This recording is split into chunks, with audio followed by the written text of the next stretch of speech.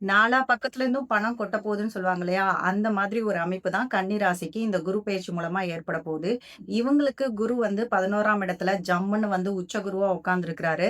இவரு தரக்கூடிய நன்மை அப்படிங்கிறது வந்து சொல்ல முடியாது. அந்த அளவுக்கு எந்த ஒரு ஆஸ்பெக்ட்லயுமே லைஃப்ல எல்லா இடத்துலயுமே அவங்களுக்கு வந்து நன்மைய தர காத்துக்கிட்டு இருக்கிறாரு.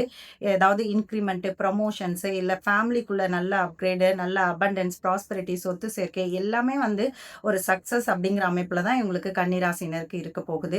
இவங்களுக்கு வந்து 3, 5, 7 இந்த இடங்கள பார்வை செய்றது அப்படிங்கிறது வந்து இவங்களுக்கு முயற்சி ஸ்தானம் எதுவா நல்லா இருக்கிறது அப்படிங்கிறது வந்து எந்த ஒரு முயற்சி எடுத்தாலும் அது 100% சக்சஸ் அப்படிங்கிற ஒரு இடத்துல இருக்கிறப்ப, நீங்க தாராளமா எதையுமே யோசிக்காம, நீங்க வந்து ஒரு நல்ல ஒரு ஸ்டார்ட் அப் அந்த மாதிரிலாம் நீங்க பண்ண ஆரம்பிக்கலாம். எந்த ஒரு நல்ல விஷயமே ஆரம்பிக்கிறதுக்காக ஒரு நல்ல டைம்னு எடுத்துக்கலாம் நீங்க.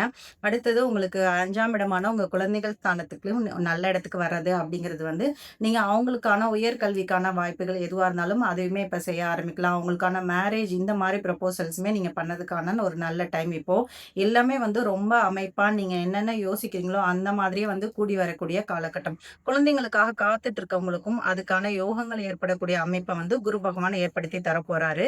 உங்களுக்கு எல்லா விதத்திலுமே இந்த ஃபேமிலி சார்ந்து, இல்ல பிசினஸ் சார்ந்து எல்லா விதத்திலுமே நல்ல விதமா உங்களுக்கு குரு பகவான் வரப்போறது அப்படிங்கிறது வந்து நல்ல ஒரு ஃப்ளரிஷிங்கான டைம் இப்போ இந்த கன்னிராசினருக்கு அப்டின்னே சொல்லலாம்.